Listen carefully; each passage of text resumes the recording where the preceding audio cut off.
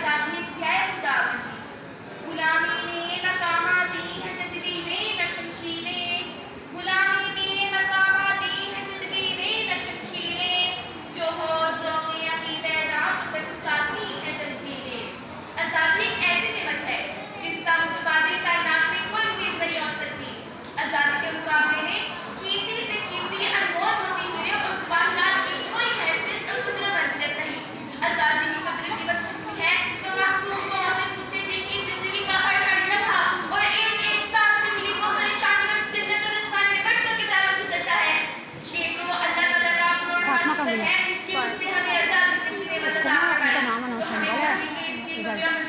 हफ्सा को जाके आपके बता दो माचा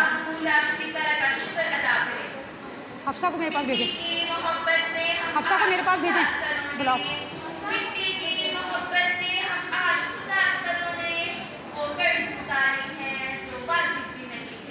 हिंदुस्तान के पूरे की मुसलमान पर जुल्म की वजह से